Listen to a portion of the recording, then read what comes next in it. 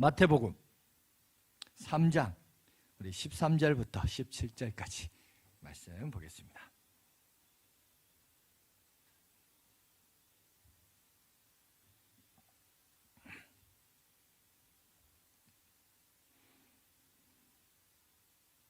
마태복음 3장 13절로 17절까지 제가 봉독해 드리도록 하겠습니다. 이때 예수께서 갈릴리로부터 요단강에서 이르러 요한에게 세례를 받으라 하시니 요한이 말려 이르되 내가 당신에게서 세례를 받아야 할 터인데 당신이 내게로 오시나이까. 예수께서 대답하여 이르시되 이제 허락하라. 우리가 이와 같이 하여 모든 의를 이루는 것이 합당하니라 하시니 이에 요한이 허락하는지라. 예수께서 세례를 받으시고 곧 물에서 올라오실새 하늘이 열리고 하나님의 성령이 비둘기같이 내려 자기 위에 임하심을 보시더니 하늘로부터 소리가 있어 말씀하시되 이는 내 사랑하는 아들이요 내 기뻐하는 자라 하시니라. 자, 오늘은 우리 세례의 의미에 대해서 함께 말씀을 나누도록 하겠습니다. 제가 청년 시절이었습니다. 담당했던 부장 장로님이 계셨는데 그분이 한 번은 옷을 이렇게 이상하게 입고 앞에 섰습니다. 말합니다. 혹시 제가 오늘 옷 입고 왔는데 옷차림에 뭔가 잘못된 거 있으면 좀 확인해 보십시오. 이렇게 했는데 저는 잘 못 찾았는데 나중에 이제 말씀하셨는데 뭐냐. 자기가 교회에서 이제 나오려고 옷을 입고 있는데 입다가 보니까 이 와이셔츠의 첫 단추를 잘못 깬 거예요. 순서가 이게 삐딱하게 된 거예요. 그러다가 이렇게 하다 보니까 끝에 가서도 다 삐딱하게 되죠. 그 삐딱한 채로 교회까지 와서 또 사람들 앞에 섰으면서 이렇게 얘기한 거예요. 제가 뭐가 잘못된지 보이십니까? 옷차림에서 뭐가 잘못된지 좀 확인해 주세요. 이렇게 얘기했는데 이제 무슨 얘기를 하는지 아시겠죠? 그죠? 첫 단추를 잘 깨야 된다. 이런 말이 있죠. 결국 뭐냐? 시작이 중요하다는 거죠. 시작에 있어서 출발에 있어서 얼마나 중요한가를 설명하려고 우리가 이제 옷 단추를 깰 때 첫 단추가 참 중요하다. 그런 얘기를 합니다. 여러분 신앙생활도 저는 마찬가지라고 생각합니다. 신앙생활도 시작이 중요해요. 출발점이 중요해요. 여러분 그렇다면 한번 물어봅시다. 신앙생활에 있어서의 출발점은 여러분 어디라고 생각합니까? 어디서부터 출발일까요? 교회 처음 나올 때? 그럴 때부터랄까요? 물론 처음 나온 것도 중요하죠. 중요한 사건이지만 이제 저를 비춰주세요. 예, 자막 보여주지 마시고 그것도 중요하지만 그것보다 더 중요한 것은 바로 세례를 받을 때예요. 세례를. 여러분 세례를 받기 시작할 때부터 이제 그때부터 이제 우리의 신앙이 올바른 출발점에서 시작된다라는 사실을 여러분 잊지 마시기 바랍니다. 왜 이게 중요하냐? 사실은 예수님의 생애도 우리가 오늘 본문 살펴봤듯이 예수님도 보세요. 예수님도 2000년 전에 이 땅에 오셔서 33세라는 짧은 생애를 사셨습니다. 그런데 예수님의 생애도 두 가지로 나눠요. 탄생부터 시작해서 성장 과정인 사생애라고 합니다. 사생애로 나누고 그리스도로서 공식적인 사역을 하시는 공생애, 사생애, 공생애 이렇게 나눕니다. 그러면 이 둘을 나누는 기준이 뭐냐? 그건 바로 세례 요한으로부터 세례를 받고 난 다음으로부터 여러분 예수님의 사역은 사생애에서 공생애로 바뀌는 그 모습을 우리 가운데 보여주고 있어요. 그만큼 그리스도의 생애에 있어서도 중요한 역할의 시작점이 세례였습니다. 오늘날 예수 믿고 신앙생활하는 우리도 신앙생활의 출발점은 뭐냐? 처음에 나올 때는 믿어서 나오라기보다는 뭣도 모르고 나온 거죠. 친구 따라 나온 거고 남이 오작하니까 나오고 나오기 싫어도 나오고 뭐 그죠? 그렇게 나왔어요. 그런데 여러분 세례를 받는다는 것은 정확하게 말하자면 내가 예수님을 믿겠다라는 나의 의지와 결단과 고백을 가지고 그죠? 그리고 나서 세례를 받는 것이기 때문에 진짜 신앙생활의 출발은 내가 하나님으로부터 하나님 앞에 교인들 앞에서 예수님을 나의 구주, 나의 하나님으로 영접하는 그 세례식을 통해서 시작이 되는 것이기 때문에 그래서 여러분 이 세례가 무엇보다도 중요하다라는 사실이에요. 그런데 문제는 뭐냐? 이 세례를 받는 세례 성도들이 정작 교회에서 생활하는 모습을 보면 좀 이상한 모습들이 많습니다. 여러분 이거는요 뭐라 그럴까 일반 사람들뿐만 아니라 교회 교역자들도 그래요. 교역자들도 교회에 대해서 얘기할 때 어떤 교회를 얘기합니다. 어떤 교회를 사역한다 얘기합니다. 그럼 그 교회에 대해서 얘기할 때, 야, 그 교회 장로님들 좋냐, 교회 분위기 어떠냐, 목회하기 좋냐, 이런 것부터 따져요. 그런 얘기예요. 그럼 반대로 장로님들은 또 장로님도 그래요. 우리 목사님 잘하시냐, 잘 이끌어 가시냐, 또 그런 얘기예요. 하여튼 그런 얘기를 하면서 이제 제가 좋게 말하지만 이게 좋은 뉘앙스도 있지만 안 좋은 뉘앙스도 많아요. 또 교인들끼리도 그래요. 한번 싸우면요, 이게 여러분 절대로 양보 안 합니다. 하해 안 합니다. 옹졸하고 치졸하고 하여튼 끝까지 가요. 어느 한쪽이 죽을 때까지 가요. 한 사람이 포기하든지 기브업을 하든지 심지어 심할 때는 교회를 떠나갈 때까지 여러분 끝까지 싸우는 이런 옹졸하고 치졸한 모습이 교인들 속에 있어요. 이게 사실 우리의 현실입니다. 그런데 그런 사람이 나중에 또 시간이 지나면요, 중직자라는 자리매김도 합니다. 그런데 문제는 뭐냐? 그런 사람들이 누구든지 뭐 장로든 목사든 일반 성도들이든 전부 다 그런 사람들이 다 누군지 아세요? 다 세례 교인이란 점이에요. 그죠? 세례 교인이란 거예요. 그리고 나중에 가세요. 여러분 교인들끼리 또 그런 얘기예요. 나중에 막 서로 싸우고 뭐 얘기하다가 나중에 결론은 뭐냐? 야, 누가 이겼어? 네가 이겼냐? 제가 이겼냐? 네가 더 세냐? 제가 더 세냐? 뭐 농담 비슷하게 농담하면서 얘기하면서 그래요. 세상 사람들하고 별반 다름없이 그런 이야기와 주제를 넣는 모습들이 너무나 많습니다. 그런데 오늘 우리가 그런 얘기 오늘 왜 하느냐? 보세요. 오늘날 이 시대를 살아가는 성도들이 세례라고 하는 것이 철저하게 망각되고 무시되고 있어요. 사실 신앙의 첫 단추라 할 수 있는 세례, 이 세례가 갖는 참된 의미와 취지는 다 잊어버린 채 그냥 세례 옛날에 한번 받았다, 형식만 남고 형식도 다 지나간 채 의미도 모른 채, 그죠? 세례교인이나 세례교인이 아닌 저 세상 사람이나, 아니 어쩌면 세상 사람들은 그래도 따뜻한 정이라도 있어요. 그런데 교회는 아니요. 어떨 때는요 끝까지 가요.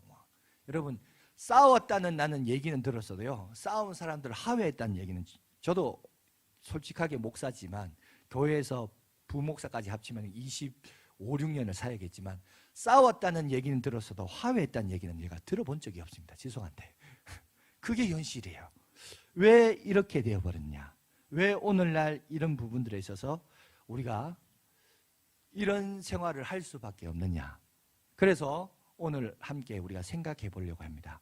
오늘 사도 바울은, 오늘 예수님의 본문을 살펴봤지만 사도 바울이 이 세례에 대한 의미를 우리에게 잘 알려주고 있기 때문에 제가 본문을 어디를 정할까 고심을 하다가 오늘은 예수님의 세례의 형식을 빌렸습니다만 사도 바울이 이 세례에 대해서 정리를 잘 하고 있어요. 그래서 세례의 본질이 뭔지를 우리가 좀 한번 살펴보겠습니다. 로마서 6장 3절, 4절, 5절 보여주세요.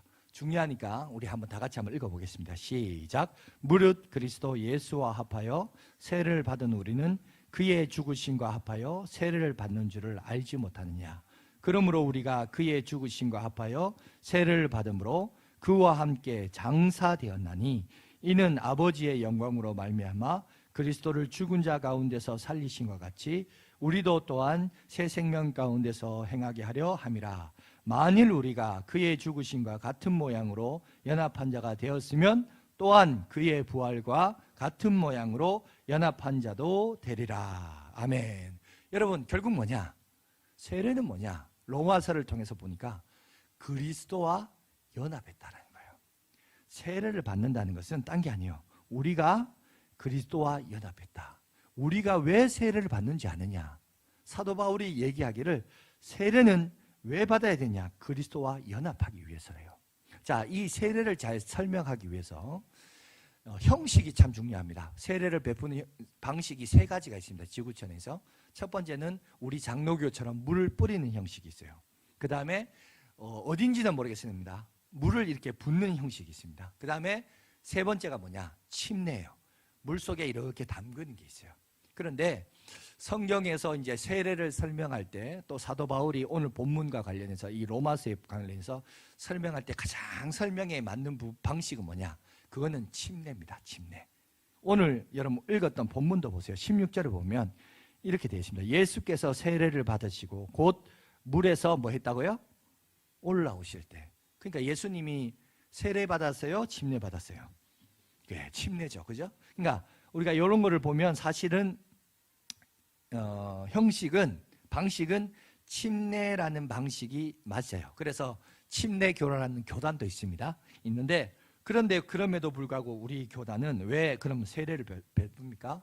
이유도 있습니다. 왜냐하면 사도행전에 보면 베드로가 복음을 전합니다. 복음을 전했을 때 그 복음을 듣고 우리가 어찌 알고 사람들이 듣고 회심을 해요.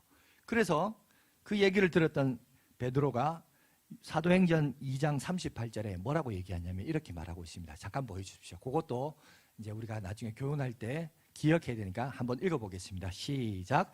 베드로가 이르되 너희가 회개하여 각각 예수 그리스도의 이름으로 세례를 받고 제사함을 받으라. 그리하면 성령의 선물을 받으리니. 오늘 여기 보면 사도 바울이 자 회개하라.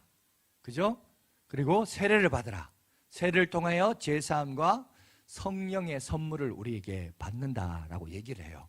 그래서 그 메시지를 전했을 때 하루에 몇 사람요?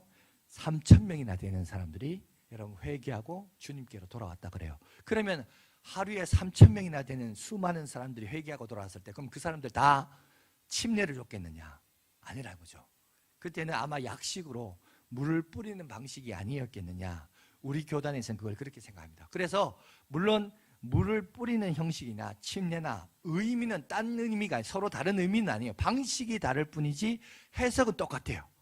해석은 똑같은데 그럼에도 불구하고 오늘 우리가 세례의 원래의 의미와 취지를 조금 이해하려면 침례라는 형식을 빌려서 잠깐 설명을 좀 하도록 하겠습니다. 왜? 로마서 말씀을 좀 우리가 이해하려면 그럴 필요가 있습니다. 세례를 받다라고 할 때 헬라어가 뭐냐면은 밥티조입니다. 밥티조라는 뜻이 원어가 뭐냐면 이런 뜻이요. 물에 잠기다는 거예요. 물에 잠기는 거니까 뭐예요? 침례요? 세례요? 침례죠. 그죠? 물에 잠기다는 이런 뜻을 가지고 있어요. 오늘 여러분 그 아까 로마서 6장 3절 5절 잠깐 PPT 잠깐 다시 한번 보여주시죠. 그 구절을 보면 설명 보세요. 그의 죽으심과 합하여 세례를 받은 줄 알지 못하냐. 자, 사람이 침례라는 형식을 빌려볼게요. 침례탕에 사람들이 들어갑니다. 들어가서 물속에 잠기게 되죠. 물속에 잠긴다는 것은 그동안 하고 있는 것을 멈추는 게 있어요. 사람이 물속에 들어갈 때 멈춰야 될 게 있어요. 뭘까요? 예, 맞습니다. 호흡입니다. 호흡. 역시 뛰어나시네요. 예, 그냥 숨을 쉬면 안 돼요. 숨을 멈춰요. 사람이 숨을 쉬어야 사는 존재인데 갑자기 숨을 멈춘다? 그 말은 뭐예요? 죽었다는 거예요. 물속에 내가 들어갔다는 것은 저기 설명이 되어 있죠. 그의 죽으심과 합하여 또 그와 함께 장사되었느니 4절에 나오죠. 죽었다는 거예요. 내가 물속에 들어가서 숨을 멈춘다는 것은 내가 죽었다는 겁니다. 세례도 마찬가지입니다. 여러분 우리가 세례를 베풀 때 세례를 어디에 뿌립니까? 머리에 뿌려요. 왜 어깨에 뿌리지 않고 무릎에 뿌리지 않고 손 위에 뿌리지 않고 머리 위에? 머리까지 잠긴다는 상징이에요. 사실은 머리에 뿌리는 것도 머리까지 푹 잠기는데 그거를 막 3,000명을 다 물에 빠졌다가 이러려면 시간이 많이 걸리잖아요. 그러니까 물을 머리에 뿌림으로 이 머리에 뿌린다는 의미가 머리까지 물이 확 잠긴다는 뜻이에요. 그래서 상징으로 머리에 뿌리는 겁니다. 아시겠죠? 같은 의미예요. 해석은. 근데 이제 설명하기 편하게 하기 위해서 자, 물속에 들어갔다 숨을 멈춘다는 것은 그리스도와 함께 죽었다는 거예요. 근데 그냥 계속 물속에 있으면 어떻게 돼요? 진짜 죽습니다. 그러니까 어떻게 하죠? 다시 나오죠. 다시 나올 때 그 사람은 어떻게 합니까? 다시 숨을 쉽니다. 그죠? 그 숨은 뭘까요? 새로운 숨이에요. 그죠? 그리스도와 다시 죽었다가 살아난 부활의 그리스도와 연합된 부활의 숨인 거예요. 믿습니까? 내가 다시 숨을 쉬게 되는 거예요. 그래서 이제는 새로운 존재가 된 거예요. 그리스도와 함께 죽고 그리스도와 함께 다시 살아났다. 그런데 그것이 내 홀로 그 일이 이루어진 것이 아니라 그리스도와 함께 연합하여 그 일이 일어났다는 거예요. 그래서 죽는데 뭐가 죽냐? 나의 옛사람은 죽고 그리스도와 함께 부활하여 나는 새 몸이 되었다. 새 사람이 되었다. 이게 성경이 뭘 하냐? 가르치는 우리의 세례의 의미다라는 것을 오늘 성경은 우리 가운데 얘기하고 있다는 사실입니다. 문제는 뭐냐? 그러면 오늘 우리에게 세례의 본질은 뭐냐?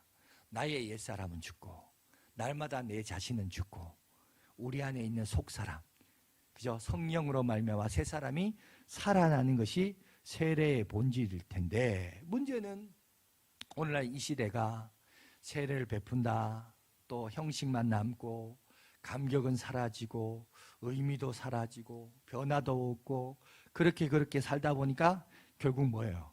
별 차이가 없더라는 거예요. 왜 예수 믿고 신앙생활하고 세례교인이 되었는데 분명히 너는 그리스도와 함께 죽었고 그리스도와 함께 새 사람이 되었는지 왜 새 사람의 삶을 살지 못하느냐, 이걸 오늘 사도 바울이 얘기를 하고 있어요. 그러면서 뭘 얘기하느냐? 비슷한 예화를 들어요. 그 비슷한 예화가 뭐냐? 고린도전서 10장 1절에서 2절에 이런 예화를 들어요. 뭐라고 하냐면 구약의 출애굽 사건을 언급하면서 사도 바울이 얘기합니다. 자, PPT 나와 있죠? 한번 다 같이 읽어볼게요. 시작. 형제들아, 나는 너희가 알지 못하기를 원하지 아니하노니 우리 조상들이 다 구름 아래에 있고 바다 가운데로 지나며 모세에게 속하여 다 구름과 바다에서 세례를 받고, 여기 보니까 모세에 속하여 다 구름과 바다에서 세례를 받았다. 이게 무슨 말이냐? 이게 뭐냐면 이스라엘 백성들이 출애굽하고 홍해를 건너는 사건을 지금 성경은 우리에게 얘기하고 있습니다. 사도 바울이 지금 이 얘기를 하고 있어요. 여러분, 그때의 시대로 되돌아가 보면 이렇습니다. 자, 그들은 출애굽을 했습니다. 앞에 홍해길이 막혀 있습니다. 갑자기 바로가 변심합니다. 그래서 그들을 잡아오려고 군사를 보냈습니다. 여러분, 이스라엘 백성들이 그 모습을 보고 당황해합니다. 그때 하나님께서 홍해길을 열어주셨죠. 그리고 그것을 지나가라고 그랬습니다. 그리고 그들은 홍해를 건너서 지나가고 있어요. 근데 그 홍해를 건너서 지나가는 그 모습을 올 성경은 사도 바울은 뭐라고 해석했냐? 이들에게 뭐라고 하냐? 이것은 우리들에게 있어서 세례와 같다라고 오늘 얘기해요. 그냥 그들은 여러분 홍해를 건넜지만 아무 생각 없이, 그렇죠? 자기 걸음 하나 살려라, 그죠? 애굽의 병사를 피해서 홍해를 건넜으나, 그러나 그거는 어떤 의미를 가지고 있냐? 우리의 신앙생활에 있어서 홍해를 건너는 것 자체가 우리가 신앙생활에 세례를 받은 것과 같다라고 오늘 사도 바울은 얘기를 하고 있습니다. 여러분, 우리가 출애굽기를 엑소도스라고 그러죠. 이게 합성어입니다. 엑스라는 단어와 호도스라는 단어가 합성어인데, 엑스가 뭐냐면 아웃이란 뜻이요, 밖으로라는 뜻이고, 호도스는 뭐냐? 길이란 뜻이에요. 길 밖으로. 여러분, 그들이 어떤 길을 살았습니까? 그동안 애굽에서 노예의 길이었죠. 여러분, 애굽에서 노예라는 말은 우리들에게 적용하면 마귀의 종, 그죠? 제약의 종, 그것의 바깥으로 나아간다, 그죠? 과거의 노예의 길에서 제약의 길 밖으로 집단적으로 나아간다라는 뜻에서 엑소도스라는 단어를 쓰게 되었습니다. 그러니까 결국은 뭐냐? 그들이 홍해길을 건너서 여러분 반대편으로 여러분 올라갔을 때 그 홍해길은 다시 또 어떻게 되죠? 합쳐지게 되죠. 합쳐지게 되면서 더 이상 외형적으로는 그 길을 다시 되돌아갈 수 없도록, 애굽으로 돌아갈 수 없도록 하나님께서 그 길을 막으셨습니다. 그들이 다시 애굽으로 돌아가려면 홍해길이 열리든지 홍해를 우회해서 돌아가야 됐습니다. 그 말인지 무슨 말일까요? 하나님께서 뭘 얘기할까요? 다시 돌아갈 수 있다, 없다? 다시 돌아갈 수 없다라는 것을 오늘 우리에게 얘기하고 있죠. 오늘 신앙생활도 마찬가지입니다. 여러분, 우리가 주님과 함께 세례를 받았다는 것은 내 옛사람이 죽었다는 거예요. 죽었다는 말은 다시 돌아갈 수 있다, 없다? 돌아갈 수 없다라는 거예요. 돌아갈 수 없고 이제는 우리가 가나안 땅, 약속의 땅을 향하여 자유인으로서 믿음의 삶을 살아야 된다는 사실을 오늘 우리에게 얘기를 하고 있습니다. 그래서 이 홍해 도화 사건은 바로 세례의 형식을 정확하게 갖추면서 우리들에게 설명을 하고 있다는 사실입니다. 그런데 중요한 것은 이거를 설명하면서 사도 바울이 뭘 얘기하냐면 그들이 홍해를 건널 때 그들이 어떤 생각과 어떤 마음으로 건너는 거예요. 아, 이 홍해를 건너도 돼? 뭔가 심도 있고 의미 있게 생각하고 건너냐는 거예요. 아니란 거죠. 뒤에 적군이 자기를 죽이려고 쫓아오니까 겁나서, 그죠? 홍해길은 열려 있고, 근데 홍해라고 하는 것이 열렸다 건너자, 여러분 홍해라고 하는 것이 양쪽에 벽이 되어 있는데, 여러분 그 양쪽의 벽이 안 무서울까요? 자기 높이보다 몇십 배 높은 양벽이 됐다고 하나님이 건너라고 해서 그래 건너보자 이런 생각도 들겠지만 한편으로는 저기에 저 물이 확 쏟아져서 우리를 덮치면 어떨까 이런 생각도 들잖아요. 공포가 있어요. 근데 이래 주구니 저래 주구니 여러분 어쩔 수 없이 걷는 거죠. 그죠? 어쩔 수 없이 건넜고 건너라 하니 건넜고 모세가 건너라고 하니까 건넜고 남들이 건너니까 건넌 거예요. 그리고 남들 다 가니까 함께 건너가는 거예요. 그러니까 이걸 뭐라 그러냐 집단 심리라고 합니다. 그죠? 이런 모습들이 있었죠. 그러니까 생각하고 의미 있게 건넌 게 아니라 사실은 남들 가니까 다 간 거예요. 그렇게 해서 결국 건너갔습니다. 군중 심리에 의해서 건너갔어요. 근데 건너갔는데 문제는 뭐냐? 그들 앞에 뭐가 있죠? 광야가 있어요. 광야라는 현실을 만납니다. 정신을 차리고 나니까 광야에서 뭘 경험하죠? 광야를 가보니까 모래밖에 아무것도 없더라. 막상 광야에 살아가다 보니까 내 삶의 현실 앞에 아무것도 없어요. 물도 없고 먹을거리도 없고 고달프고 시달리고 아무것도 없는 거예요. 그러니까 그때서야 이제 이들이 정신 차리면서 뭐라고 합니까? 애굽으로 돌아가자. 애굽으로 돌아가자. 그 얘기예요. 여러분 애굽으로 돌아간다? 그럼 애굽으로 돌아가면 뭐가 되는데요? 거기서 그들은 뭐였는데? 노예였어요. 뭐 대구할 만한 집이라도 있었어요? 없었어요. 그럼에도 불구하고 끝까지 또 돌아가자. 이런 모습이 이스라엘 백성들에 있더라는 거예요. 여러분 그때 당시 싸움에 나갈 수 있는 사람이 60만 명이 있었습니다. 그 60만 명 1세대 가운데 그 하나님을 경험하고 하나님을 체험하고 여러분 홍해길을 건너면서 여러분 세례라는 형식을 그들이 건너갔으나 그들이 광야에서 하나님과 함께 연합하여 하나님과 더불어 살았던 사람은 단 몇 사람? 2사람밖에 없었어요. 그죠? 여호수아 갈렙을 제외하고는 나머지 사람들은 그냥 세례라는 형식만 거쳤지 결국은 약속의 땅에 들어간 사람은 2사람밖에 없었다. 물론 여러분 이걸 신학적으로 굳이 막 따진다고 가나안 땅에 들어간 게 천국 들어갔다 이렇게 말할 수는 없지만 왜냐하면 모세도 못 들어갔고 아론도 못 들어갔잖아요. 그렇다고 그 못 들어갔다고 그 사람들이 지옥 갔다 이렇게 말할 수는 없어요. 그러나 중요한 것은 오늘 우리가 알아야 돼요. 신앙생활이라고 하는 것이 우리에게 시사하는 바가 있습니다. 사실 신앙생활은 주님도 말씀하셨죠. 좁은 문으로 들어가라. 좁은 문이라는 것은 많은 사람들이 그 구원을 이룰 수 없어요. 신앙의 출발은 분위기에 의해서 남에 의해서 여러분 감정에 의해서 뭐 여러 가지 남들을 하니까 따라 할 수 있어요. 문제는 뭐냐? 이것이요 이루어지고 성취하는 과정 속에서 여러분 개인이 하나님을 만나고 하나님의 경험을 통해서 광야라는 삶을 통해서 하나님과 함께 호흡하고 쌓아져가는 모습들이 우리 가운데 있어야 됨을 오늘 성경은 얘기하고 있다는 겁니다. 다시 말해서 자 보십시오. 세례를 받는다는 것은 뭘 얘기하느냐? 자 글자 그대로 세례는 죄를 씻는다는 거예요. 죄를 씻는다는 뜻과 그리스도와 연합한다는 뜻이에요. 이제 우리는 그리스도와 연합한 존재라서 우리 삶은요 각각 삶에서 주님과 함께 동행하는 여러분 그런 삶을 살아가야 됩니다. 연합된 존재가 되어야 돼요. 그런데 그렇게 살지 못했던 이스라엘 백성들의 광야 교회를 오늘 사도 바울은 고린도전서 10장을 통해서 우리에게 얘기를 하고 있어요. 그러면서 무슨 얘기를 하느냐? 여기서 우리에게 가르치는 교훈 2가지가 있어요. 이걸 여러분 잘 기억하시기 바랍니다. 기억해야 될 영적 진리가 있는데 뭐냐? 첫 번째, 홍해를 건너는 것은 홍해 도하는 세례는 분위기에 의해서 집단 심리에 의해서 여러분 감정에 의해서 얼마든지 갈 수 있어요. 그런데 뭐냐? 광야의 삶은 개개인이 경험에 의해서 하나님과 그리스도와의 연합을 통해서 하나님의 성품을 쌓아가는 과정이 광야라는 겁니다. 여러분 우리는 여러 가지 시험을 만날 수 있어요. 여러 가지 어려움을 만날 수 있어요. 그런데 그 어려움과 시험 때문에 넘어지는 애굽으로 돌아가자고 말하는 사람이 있는 반면에 그 어려움과 시험 때문에 그리스도를 알아가고 하나님을 알아가는 사람도 있어요. 참 신기하죠.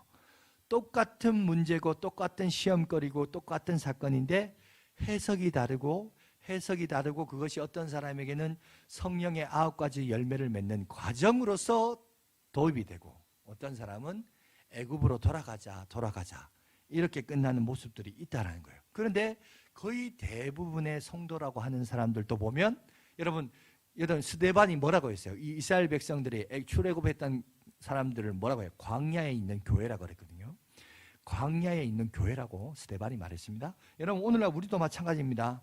교회라는 공동체에서 여러분 같이 함께 생활을 합니다. 근데 여러분 기억하십시오. 뭘 기억해야 되냐? 분위기, 집단 심리, 여러분 이거 조심해야 돼요. 왜? 군중은요 실체가 없어요. 군중은 실체가 없기 때문에 군중은 책임지지 않습니다. 그죠? 지금 많은 사람들이 대통령 욕하고 대통령 지지하고 막 이런 사람도 있어요. 근데 많은 사람들이 거의 대부분 대통령 욕하는 사람들 중에는 다 그때 당시 대통령 찍었던 사람들이에요. 그죠?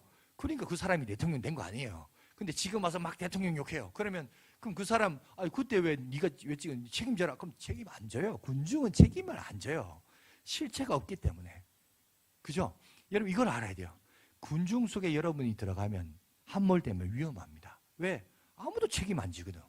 군중 속에 내가 갇혀 있거든. 여러분 어떤 사람은 그걸 이용하는 사람도 있어요. 근데 여러분 문제는 뭐냐면 우리가 하나님의 심판대 앞에 선다는 거예요. 여러분 많은 사람들이 이렇게 살다가 군중과 함께 더불어 살다가 군중 심리에 빠져서 살다가 언젠가 갑니다. 그죠? 가는데 갈 때 가족끼리 갑니까? 집단으로 갑니까? 아닙니다. 각각 개인적으로 죽어요. 개인의 종말이에요. 그죠? 살다가 개인적으로 살다가 다 죽다가 갈 거예요. 그리고 심판대 앞에 설 때도 집단으로 서지 않아요. 양화진교회 집단으로 서지 않아요. 그냥 개개인이 섭니다. 하나님의 심판대 앞에서. 그리고 하나님의 평가를 받으실 겁니다. 그때 하나님이 각자 물으시고 책임을 물으실 거예요. 군중 속에 함몰되면 여러분 군중은 실체가 없어요. 실제가 없기 때문에 책임이 없어요. 신앙생활 여러분 보세요. 여러분 성경을 읽어보시고 묵상해 보세요. 결국 하나님이 우리에게 물으신 것은 뭐냐 하면 자유를 주셨고 자유에게는 반드시 뭐가 따른다? 책임이 따른다. 반드시 이게 있어요. 책임 없는 자유는 방종이지 그거는 자유가 아니에요. 하나님이 우리에게 주신 것은 그거예요. 그러니까 우리가 군중 속에 함몰돼서 군중의 심리에 따라가다가 여러분 군중에 빠져서 살다가 나는 그랬니? 변명할 수는 있어요. 그러나 하나님의 심판대 앞에서는 결코 그게 통하지 않는다. 히브리서 9장 27절에 있는 말씀처럼 한 번 죽는 것은 사람에게 정해진 것이요 그 후에는 심판이 있을 것인데 우리가 하나님의 심판대 앞에 설 때는 양화진교회 집단으로 서지 않습니다. 여러분 개개인이 서요. 그때 하나님이 얘기하실 겁니다. 너 그때 왜 그랬어? 그때 어떤 사람은 왜 넌 그때 애굽으로 돌아가자고 그랬어? 왜 옛날 옛성품 성질 드러내면서 그렇게 살았어? 하나님이 물을 거예요. 반대로 어떤 사람은 그 과정을 통해서 성령의 9가지 열매를 맺는 사람이 있어요. 여러분 그렇다면 여러분은 어떤 선택을 해야 될까요? 이거를 여러분 지혜를 가져야 됩니다. 이 지혜를 여러분 올바른 판단과 선택을 통해서 잘 분별력을 가지시기 바라고 두 번째 세례에 대해서 얘기할 때 사도 바울이 이런 얘기를 합니다. 영적인 실제에 대해서 얘기할 때 고린도전서 3장 1절입니다. 거기 보시면 이렇게 얘기하고 있습니다. 한번 다 같이 읽어볼까요? 시작. 형제들아 내가 신령한 자들을 대함과 같이 너희에게 말할 수 없어서 육신에 속한 자 곧 그리스도 안에서 어린아이를 대함과 같이 하노라. 오늘 여기 보면 사도 바울이 뭐라고 하냐면 육신에 속한 자가 있대요. 근데 그 사람을 뭐라고 했냐면 어린아이와 같다. 신앙생활을 함에 있어서 어린아이와 같다. 그런데 다른 성경에 로마서 8장 8절에 보니까 뭐라고 얘기하냐 이렇게 말합니다. 다 같이 읽습니다. 시작. 육신에 있는 자들은 하나님을 기쁘시게 할 수 없느니라. 이게 무슨 말일까요? 여러분 우리가 신앙생활 하면서 어린아이 수준에 머물러서는 된다 안 된다? 안 된다는 거예요. 그죠? 나는 어린아이야. 아니요 그거는 자랑할 게 아니에요. 신앙생활은 결코 어린아이 수준이 좋은 수준이 아니에요. 그건 하나님을 기쁘시게 할 수 있다 없다? 할 수 없다라고 얘기해요. 신앙은 반드시 성장해야 되고 자라야 된다는 사실을 여러분 우리 가운데 얘기하고 있습니다. 여러분 우리는 예수님을 믿음으로 말미암아 여러분 구원을 받았고 구원을 받은 증거로서 무엇을 선물로 받습니까? 아까 베드로가 뭐라고 그랬죠? 성령을 선물로 받으리니 그랬어요. 그죠? 그러니까 우리 안에는 뭐가 내주한 거예요? 성령님이 내주한 거예요. 성령님이 우리 안에 내주하셨기 때문에 임마누엘, 그래서 우리는 뭐가 되냐? 살아있는 성전이 된 겁니다. 그러니까 여러분 요새 교회를 성전이라고 말하는 사람들이 있어요. 목사들도 있어요. 여러분 그거 다 가짜입니다. 더 이상 교회는 건물이 아니에요. 교회는 성도의 몸이에요. 왜? 이제 내 안에 하나님의 성령님이 거하시기 때문에 나는 살아있는 성전이 된 거예요. 건물이 교회가 아니라, 성전이 아니라 이제는 내가, 내 몸이 살아있는 성전이 된 거예요. 그죠? 그러면 내 안에 뭐가 있다는 거예요? 성령님이 계시다는 거예요. 그럼 성령님이 계시는데 이 성령님이 내 안에서 살아 움직이셔서 역사해야 되는데, 문제는 우리가 자꾸 어린아이 같아요. 자꾸 옛 사람이 살아나요. 그리고 성령님의 지배 속에 살지 못하고 자꾸 옛 사람과 같이 어린아이와 같이 살려고 하는 그런 모습들이 있어요. 그럴 때 성도에게 무슨 문제가 일어나느냐? 두 가지 문제가 일어난다고 그래요.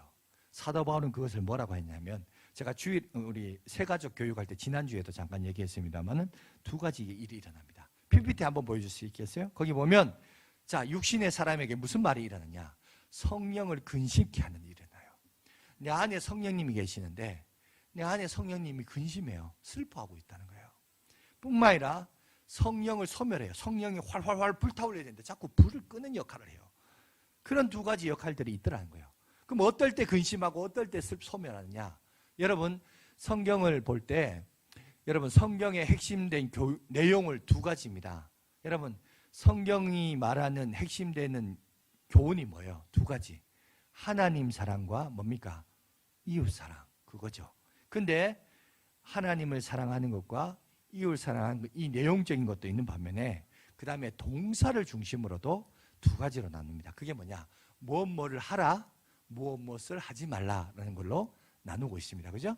무엇을 하라는 것이 있고 하지 말라는 것이 있어요.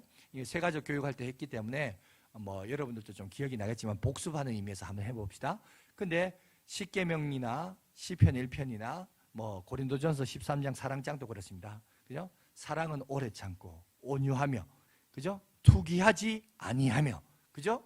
복 있는 사람은 악인의 길을 따르지 아니하고 오만한 자리에 앉지 아니하고, 그죠? 아니하는 것만 있습니까? 오직 여호와의 율법을 지구하여 그 율법을 주야로 묵상하는 자로다. 묵상하는 거, 하는 것과 하지 않는 거, 그죠? 십계명도 다음 거 엔터 쳐보세요. 십계명 엔터 쳐보세요. 엔터 한 번 더 쳐보세요. 빨리 지나갑시다. 자, 두 가지입니다. 동사를 보세요. 하지 말라는 것과 하라는 것이 있어요. 4계명, 5계명은 두 가지는 하라는 거예요. 안식일을 거룩히 지켜라, 부모를 공경하라, 나머지는 다 하지 말라.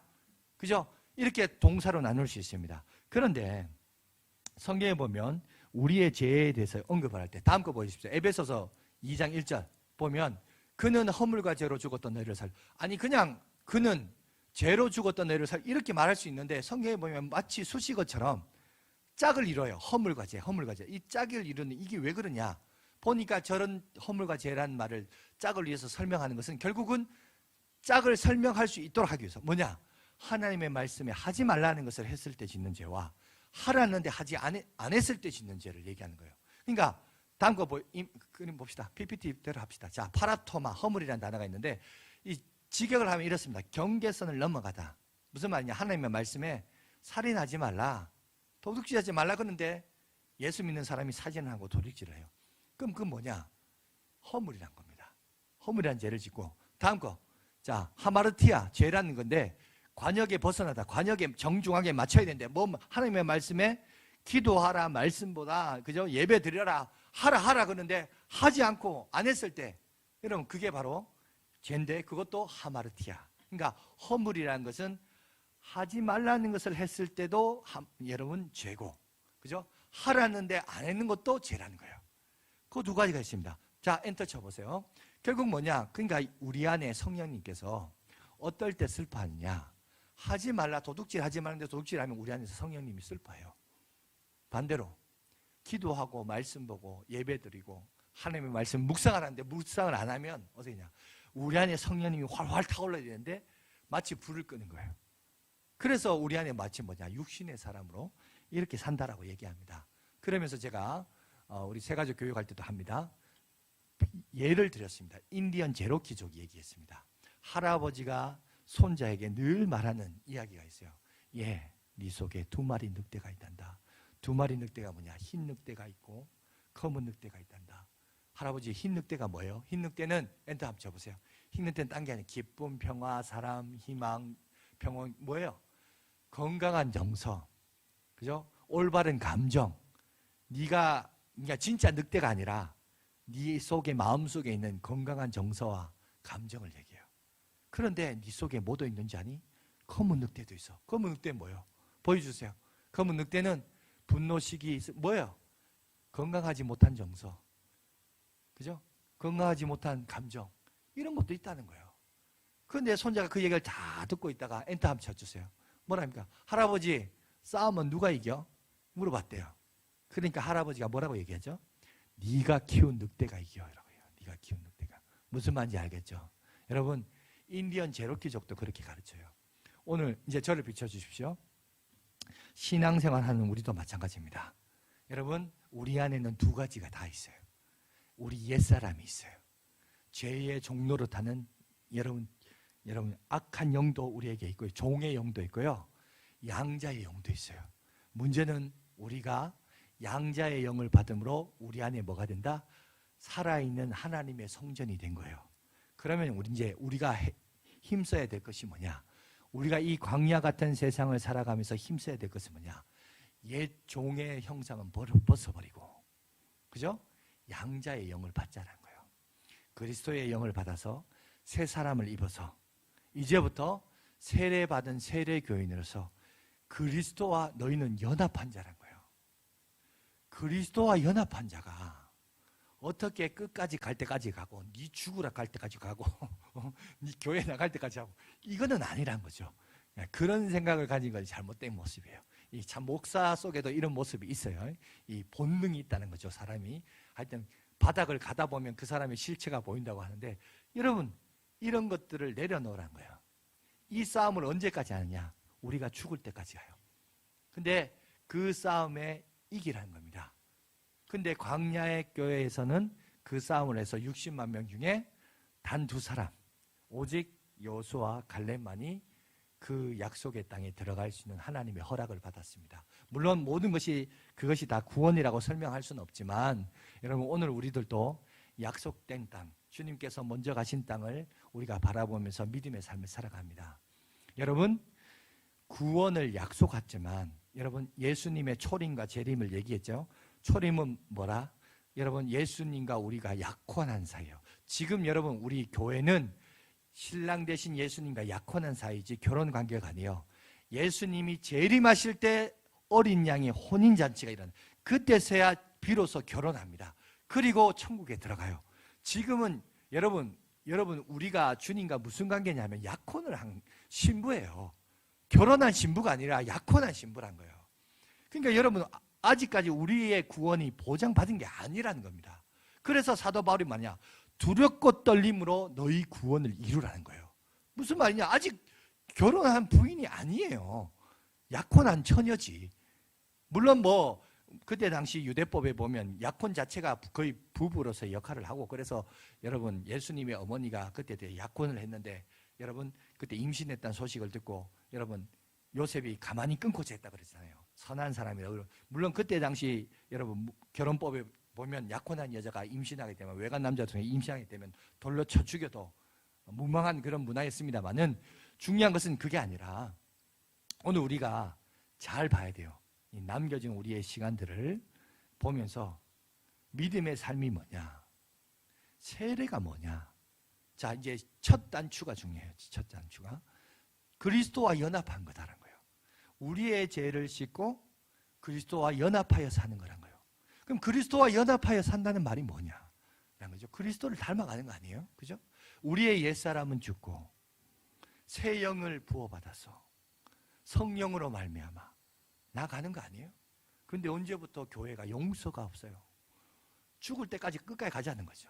네 죽고 내 죽자. 아니요. 여러분, 세상 사람은 네 죽고 내 죽자라는데 교인들은 뭐라는지 네 죽고 내 살자예요. 더 도둑해.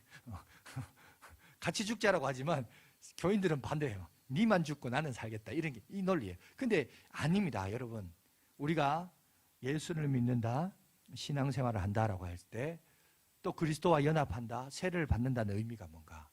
신앙의 다시 한번 첫 단추를 한번 돌아봤으면 좋겠습니다. 첫 단추를 돌아보면서 저는 참 위로를 얻는 게, 우리 뭐 괜히 또 떨릴 수도 있겠지만 저는 우리 김희태 성도님 볼 때마다 참 감사해요. 어제 아침부터 왔거든요. 아침부터 와가지고 준비하고 오늘 새벽에 또 있는데 막 전화 문 열어라고 막 두드려요. 왜 보세요. 하여튼 구원에 대한 감격과 신앙의 첫걸음이 그렇게 신나요. 다이나믹하다고요. 뭔가 여러분들을 섬기고 싶고, 하여튼 오늘 한번 맛을 평가해 보시기 바랍니다만은, 여러분들 한번 대접해 보려고 뜨거운 열정을 가지고 저렇게 살아 움직인 저런 모습들이 정말 우리가 배워야 될 모습이에요. 우리의 첫사랑이 회복돼야 될 우리의 모습들이 아닌가, 이런 생각을 가집니다. 다시 한번 우리가 신앙생활이 뭔가, 세례를 받은 세례교인으로서 그리스도와 연합한다. 그게 뭔가. 자꾸 우리 속에 우리의 육신의 그 죄악된 종, 마치 이스라엘 백성들이 애굽으로 돌아가자 했듯이 자꾸 우리들도 우리 본능에 자꾸 옛날로 돌아가고 싶은 우리의 그 본능이 자꾸 나와요. 저도 그런 것 같아요. 몸이 아프고 이런 데다 뭐 생각대로 안 되고 하니까 막 짜증하는 짜증이 막 올라오고 막 이러다 보니까 밑바닥이 보이는데, 이렇게 살지 마시고, 저처럼 살지 마시고, 여러분, 우리가 고난과 역경 속에서 오히려 그 속에서 성령의 9가지 열매를 맺어야 돼요. 하나님이 우리에게 광야를 허락하신 것은 우리를 저주한 것도 아니고 그렇게 살다 죽으라고 한 것도 아니라 그 속에서 성령의 열매를 맺으라는 거예요. 그리스도와 연합하여, 하나님과 연합하여 믿음이 쌓아져가고 인격이 쌓아져가고. 근데 그 인격이 쌓아질 때는 온실 속에서 여러분 그렇게 편안하게 쌓아지는 게 아니에요. 우리를 광야로 내몰라요. 그 광야의 현실에서 너의 밑바닥 속에서 밑바닥 그대로 살아가는 게 아니라 거기서 하나님의 형상으로 하나님이 빚어가시는 거예요. 빚어가시는 거. 그래서 여러분, 우리는 결코 실패가 아닙니다. 그 실패가 또 다른 우리를 성장시키는 도구가 되고 밑거름이 되고 하나님의 형상으로 만들어가는 하나님의 역사하심이 있다는 겁니다. 아까 우리 찬양한 것처럼 주가 일하시네. 주가 왜 일하시냐? 그렇게 역사하시는 거예요. 그런 변화된 인격을 하나님이 요구하십니다. 그러니 오늘 저와 여러분들도 다시 한번 우리의 신앙의 첫 단추를 다시 한번 돌아봤으면 좋겠습니다. 세례가 갖는 의미가 뭐냐? 그건 그리스도와 연합합니다. 그러면 나는 지금 그리스도와 연합하여 살아가고 있는가? 그리스도와 연합한 존재로서 의식하고 살아가고 있는가? 그런 삶을 우리가 살아가면서 성령의 9가지 열매를 맺고 살아가고 있는가? 우리 자신을 자세히 돌아보시면서 하나님의 사람들이 되시고 하나님의 영광 가운데 가는 저와 여러분들이 되시기를 간절히 바라겠습니다.